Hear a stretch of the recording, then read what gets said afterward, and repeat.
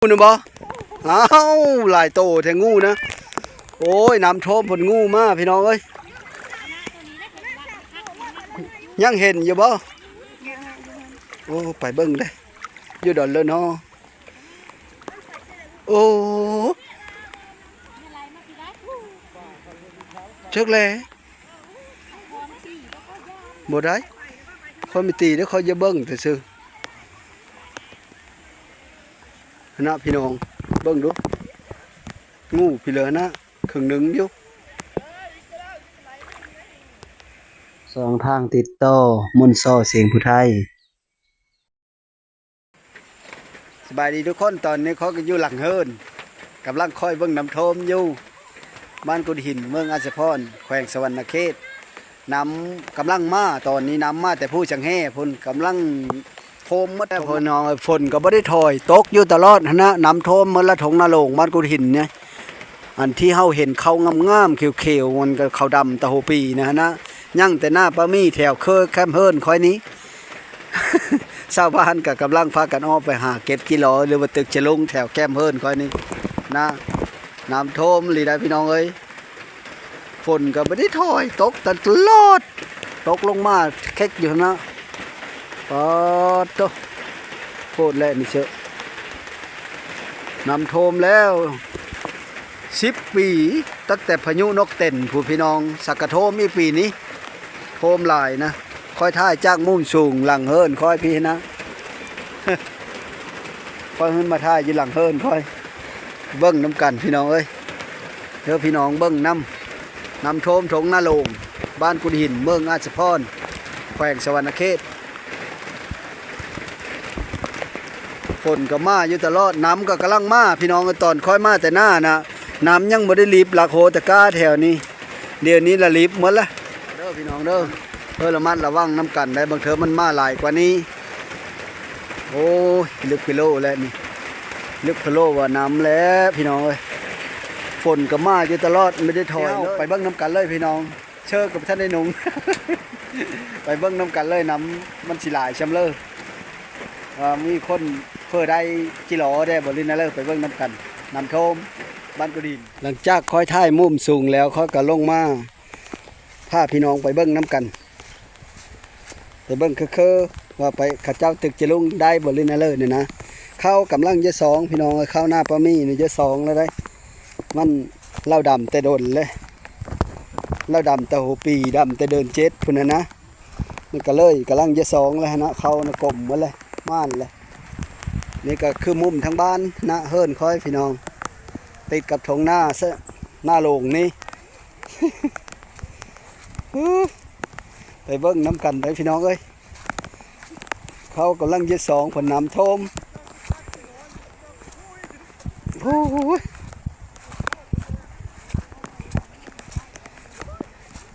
น้ำท่วมบ้านกุฎหินแล้วน้ำท่วมทงหน้า เมื่อน้ำท่วมนาขอเปลี่ยนสัญญากับคนดี พอต้องช้ำเข้ามาเบิ้งบุญชงเฮ้อ ไม่ได้มาตึกจะลุกบ่มาเบิ้งพาหลานมาเบิ้งกันจองนี่ฝ่ามาเบิ้งน้ำท่วมมัน7-8 ปีถึงท่วมนึงแม่นละตั้งแต่ปี2013 2011บ่ปี2011กับปี2008เนาะน้ำท่วมนะจะก็มาท่วมอีเดี๋ยวนี้พลึกแล้วนั่น มาท่านผู้สาวผู้บ่าววัยรุ่นเขามาเบิ้งน้ำท่วม เดี๋ยวฟังกันเซลฟี่เด้อไล่ชดไลฟ์สดบ่นี่ดาวไปสดฮะหน้าละโคนะ ละโขบ่ละโคเข้าไปเลยน้ำท่วมแล้วเข้าไปทุกคนน้ำท่วมน้ำทุกไหลแล้วเนาะนี่เป็นน้ำเขาเรียกว่าน้ำคลองน้ำคลองได้บ่ตึกจะลุงนั่นนะเพอเจอเอา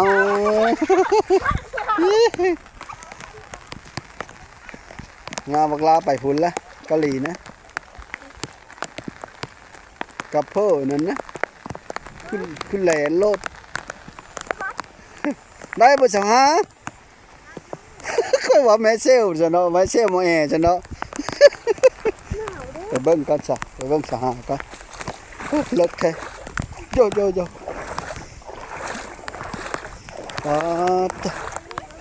ฮะงูพี่แล้วงูพี่แล้วผู้โยมีแม่นพญานาคบ่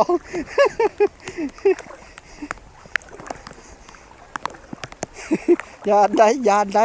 นะถืออีละปลาเข่งเนาะได้อยู่ดิชิโร่นะไข่เขาเบิ่งเด้ไข่ไม่ได้มีแต่จิโร่ทั้งหมดเอาเลยจิโร่กับปะนันโอ้โหได้บักเลยได้นึงเนาะทั้งป่าทั้งจิโร่ถือเฮาเพื่อแจกผู้นั้นนะไม่ฮะไม่ผู้มาก็ต่ออยู่น้ำนี้ก็ทั้งหมดทั้งกิโลจำปีเลยน้ำท่มเหรอเนาะถือเลยถืออยู่เนาะปลาเข่งปลาขมนพอได้เนาะว่าลงลุยลาผู้คณะข้าวเดี๋ยวมันจะท่มเลยนะโหโพดนะเอาค่อยมาแต่หน้าน่ะไม่ทันได้โทมพี่เลยเพราะแต่อันนั้นน้อยเดียวหนูค่อยปิ้นหลังกินข้าวยาบ่งเสียโทมเลยโอ้ว่ะ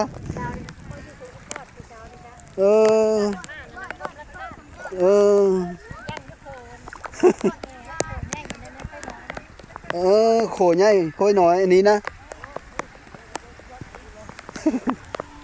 ได้บ่ต่อจิรอนะอะไรมาแต่เองไม่กินได้แมลงนี่มาไม่ช้ำเนาะวิน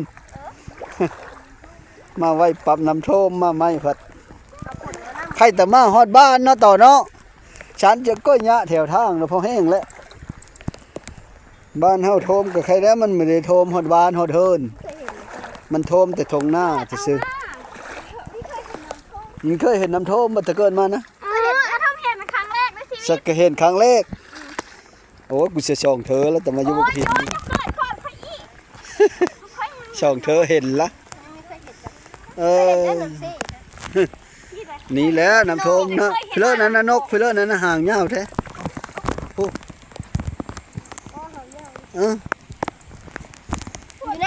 นกพี่เลยเนาะนี่น่าเซ่ค่อยนะนำจนล้นนอกเดี๋ยวนี้นะป่าเทมาเลยโอ้ยหน้ากูก็ไปคือกันเลยวินเลยบุญนะไม่ได้ปล่อยป่าปล่อยแล้วปล่อยเช่าทงผู้เราปล่อยเช่าทงจนมันขี้ขาดไปแล้วมันลงมาพีแล้วปากกูนะงูนะบ่อ้าวหลายโตแทงงูนะโอ้ยน้ำโทมผลงูมาพี่น้องเอ้ยยังเห็นอยู่บ่โอ้ไปเบิ่งได้อยู่ดอนเลยเนาะโอ้เชิกเลยบ่ได้เขาไม่ตีแล้วเขาจะเบิ่งแต่ซื่อนะพี่น้องเบิ่งดูงูพี่เหลือนะครึ่งหนึ่งอยู่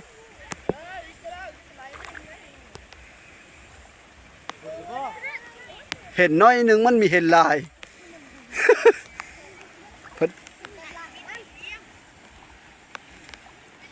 หน้าโหมันก็ดิงูสิงเซองูสิงเซอนะพี่น้องนี่งูสิงเซองูสิงเซอนะเห็นข้างในแล้วแม่มันนี่แล้วกันเฮาบ่จะได้เอาบ่ได้บ่อันนี้น่า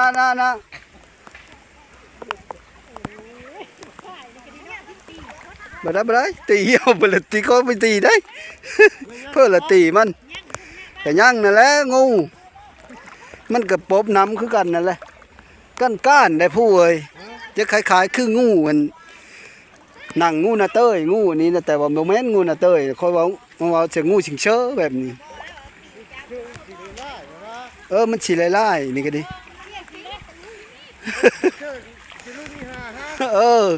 มันถึกจะลุงฮะเฮ็ดมาตึกจะลุงเลยฮะ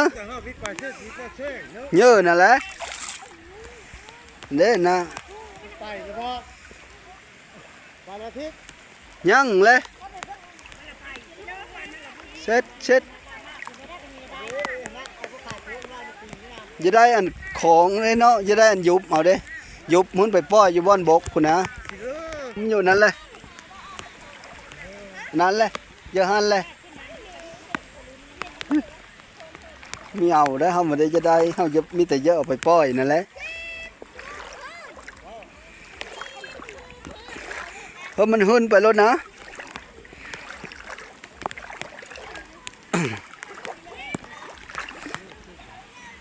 เยอะเติมนั่นแหละงูเชอะ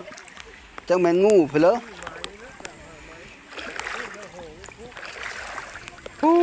น้ำท่วมแล้วพี่น้องเอ้ยเวลาหาเก็บจิโร่อยู่ปุ๊บหน้าทึ่งปุ๊บนี่กาสิผ้าพี่น้องไปเบิ้งทั้งพูนทั้งเตอพูนกระเจ้าตึกจะลงมันสิได้หลายบริเวณเลยไปเบิ้งน้ำกันบรรยากาศน้ำท่วมทงหน้าโลงบ้านกุดหินไปเบิ้งน้ำกันหน้าเข้าก็จะสองแล้วเข้าหน้าปะไม่นะถือทองม่านหมดเลยนะพี่น้องเบิ้งดูนะเนาะวินมันจะสองแล้วมันจะเทาะเลยเบ่งนะมันโซยแบบนี้แหละแม่แล้วมันจะสองเนาะตัวนั้นเยอะกูมูใช่เลยกูนะสูงกูมูนะตัวนั้นนะเห็นเลยโทมดนั่นแหละเข้าอันเดียวตอนนี้ก็มาฮอดขั้นผ่ายใหญ่พี่น้องหนองสาในเพลงกระโทมจนจุก้นหนองสาอันนี้นะน้ำนะโทมมาเลยที่เขตนี้นะนี่ก็คือบ้านกุหินเฮิรนปูนาตัวนี้ลงไปนี่ก็เฮิรนต่อไปก็เฮิรนค่อยน้ำกระโทมมดตอนนี้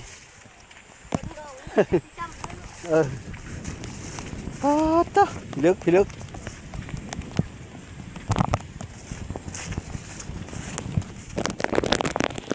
โอ้มาเอาพี่กระโทมอยู่พี่น้องเลยผู้ญาติคือยานเฮาก่อนได้บ่สักกะขัดคองมาหามาอีรอบสอง นี่นายปลาคอใหญ่ได้นี่ได้เราเคยมานปลาคอใหญ่เราเคยมานใช่ไหมรอบสองมาอีรอบสองรอบสองเลยรอบสอง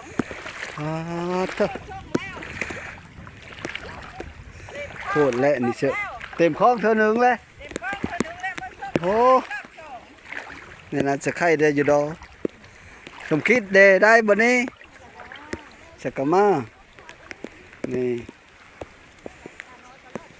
ย่อมึงดูมานบ่นี้น้องเอ้ยเอาเลยของย่ายได้บ่ได้การไม่ได้ไปเด้อได้ได้กับวิลายเนาะได้กันไม่หลายนี่ตึกกังเดิน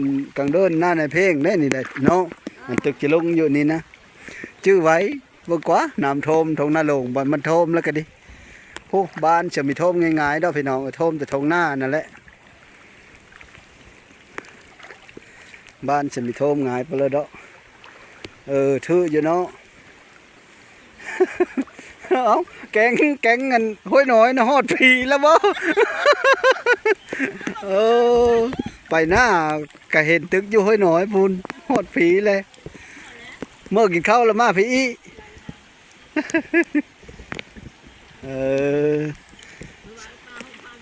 โยว่าเมื่อนอนห่มผ้าอยู่แต่เฮิรนผู้เป็นเพ้อว่ะ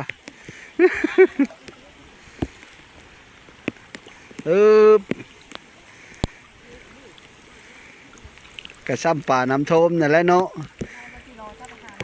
บ่ได้ไปซ้ำได้นะตึกจะลุกเอาก็ได้เนาะตึกจะลุกเอาป่าบ่ได้จิโลมันปอดแต่ละอันเนาะเขาตั้มของเฮานะท่วมนั่นเลยมันปอดเสือเฮิรนเขาบ่ตานแถวนั้นท่วมแล้วแหละเฮิรนตะมื่นน้ำมันนี้นะท่วมแต่ละปี ไปได้คอยเชอะหุ่นไปเต็มย่านเด้อน้ำน่ะหุ่นอยู่ได้เดี๋ยวนี้นะได้เออ แต่ก็เลยปะเคิงมัน เออยกคอยมาแต่หน้าค่อยน้อยเว้าน้ำมีท่อมดอกบานคอยว่ากินข้าวยาเหลียวบกเชอะมาบเลย เหลียงมากขึ้นหลังจะท้องนรกเริ่มมาบ มานั่นแหละเรามานปลากินหญ้าตัวบักใหญ่หนึ่งพี่น้องเอาของตัวอีนี่ อื้อ ได้บ่มันก็เย็นโอ้มันก็ค่อยๆคิดก่อน น่ะถือละปลาขะโบปลาขะมนของอีป้าเดสักกะมารอบสอง ก็เมื่อก็ค่อยบานนี่ เมื่อทั่ว เมื่อแล้วคนไม่ได้เว้ยเมื่อก็เออ ปะนับไปดอน ฮะฟ้าหนานบ่โอเคสิไปเบิ้งฟ้าหนานก็หลังจากพาพี่น้องไปเบิ้งกันนำโทมแล้วกับพอดีเมิดแบตพี่น้องกลับมาฮอดเฮิรนซากแบตแล้วก็เด้อพี่น้องมากินข้าวน้ำกันเด้อ มาทุกคนเข้า อืมส่วนพี่น้องทำได้เฮ้ย กันข้าวกันเด้อพี่น้อง ของกินกันหลายอย่างมื้อนี้นะปลากับปะนันโคจิโล ปลาโคจิโลเกงเฮต้า มาลิมไหมแจ้ว หนูปลาได้หนูอืม น้ำท่วมเหือก็ได้ กิ ห น มด กินข้าวแล้วนี่ไปหาอีบอกละ เขาเบิ่งเนี้ย ไปหาจิโลเนาะอีพอสิจะไปเจาะเบิ่งหน้าโคกจะนำโทมเถงหน้าปิ้งหนูปิ้งอนาโคจิโลก็จะว่าปิ้งจิโล ว่าจะว่าโคจะปิ้งจิโลปิ้งหนูแล้วก็ตัวนี้ก็แกงเห็ดตาบตัวนี้ก็หล่นปลาตัวนี้ก็โคจิโลแล้วก็ปิ้งหนูพร้อมมกลาได้ คนตึกจะลงนี่เพื่อเห็นพอดี เออ คนตึกเนาะ สองโมงนี่นะ อืม สองโมง แซ่บบ่ายโมงเด่น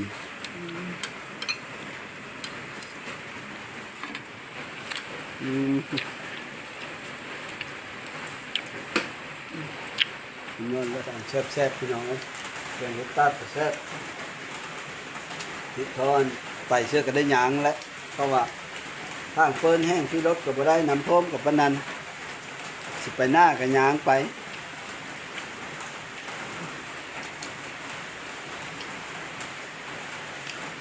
แกงเห็ดตาบโคตรที่หลอกรายได้มุ่ง200 บาทนี่บ้าง ไม่ค่อยจับหัว 300พุ300พุได้ขนาด ห้า เก่งข้างนะ เต็มคลอง เอาย่างจะเป็นหม้อ มื้อแรงตอนแรงกินข้าวย่างนี่ไปหาอีกกำลังจิรออ๋อหลังจากกินข้าวกินน้ำแล้วค่อยก็สิได้ไปหาจิรอต่อทุกคนค่อยสิได้ไปหน้าโคก นี่คลองก็ดีสิไปหน้าโคกพุ่นและบาดนี้ไปหาจิรออยู่ทั้งหน้าเซ่พี่น้องหน้าแคมเซ่หน้าตัวพุ่นและหน้าเจ้าของพุ่นและแคมเซ่มาวันนี้ก็สุดท้ายก็ขอขอบอกขอบใจน้ำพ่อแม่พี่น้อง ที่เขามาติดตามรับชมแล้วก็ขอให้อยู่ดีมีแห้งขอให้โชคเข้ามาให้ร่ำให้รวยสุขคนเด้อสบายดี และก็ขอให้ทุกคนระมัดระวังภัยน้ำท่วมขุมมือนี่แหละการไปการมาก็ให้ระมัดระวังยันมันมีขุมมีเพื่อเฮาบ่เห็นนะลงไปยั่งเบิ่งเสียก้อนเด้อยันตกหลุมยันระมัดระวังช่วยกันนั่นแหละหาอุบัติเหตุมันเกิดขึ้นมาเจ็บย้อนตกน้ำตกในย้อนนะพี่น้องเอ้ยโง่ควายไปเขากระเบิ้งแย่งกุ้มโกมเอาสุขุสุคนนั่นแหละสัตว์เฮาก็ดีเบิ้งเคยแย่งมันบ่มีหญ้าก็เกลียวมาเฮ้อเอาเฮือนไว้บ่อนสูงขอขอบใจหลายๆสบายดีเด้อสบายดีทุกคน สบายดี